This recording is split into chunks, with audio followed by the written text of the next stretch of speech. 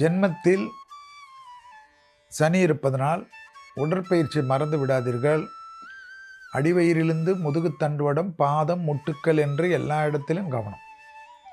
அடிவயிறிலிருந்து பாதத்து வரைக்கும் உள்ள உறுப்புகளில் சிறிய உபத்திரமும் மருத்துவ ஆலோசனை எடுத்துக்கொள்ள வேண்டும். மற்றபடி எடுத்த காரியத்திலெல்லாம் ஜெயம் ஏற்படும்.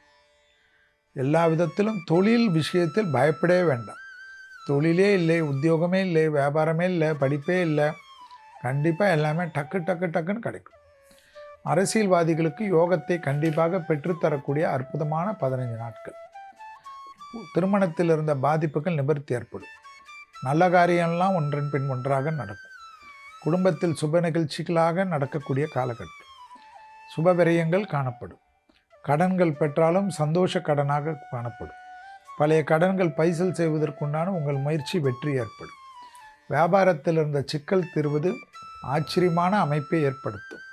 தொழிலில் இருந்த சங்கடங்கள் நிவர்த்தி, உத்தியோகத்தில் ஏற்றம் கிடைப்பது, ப்ரமோஷன் கிடைப்பது, இன்க்ரிமெண்ட் கிடைப்பது, 7.5 சனியில் ஜென்ம சனியாக இருந்தாலும் லாட்ரிகளில் அதிர்ஷ்டம் ஏற்படுவது, பெரிய உயரத்துக்கு திடீரென்று செல்வது, வண்டி வாகனத்தில் மாற்றங்கள் ஏற்படுவது, நமக்கு பிடித்த வாகன அமைப்பு கைகூடுவது, எல்லாமே பாசிட்டிவாக உங்களுக்கு இந்த 15 நாட்கள் காணப்படுவதை ஞாபகத்தில் வைத்து கொள்ளுங்கள்.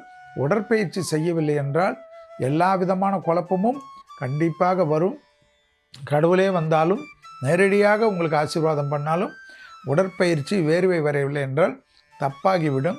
தாய் வழி உறவு, தந்தை வழி உறவு கவனமாக பார்த்து கொள்வதும், பெரியவர்களுடைய உடல்நிலையில் அதிக அக்கறை கொள்வதும், தொலைதூரத்தில் இருந்தாலும் பெரியவர்களிடம் மனமிட்டு பேசுவது பெரிய அளவுக்கு நம்பிக்கையும் அனுகூலத்தையும் தரும். தொட்டது தொடங்கக்கூடிய 15 நாட்கள்.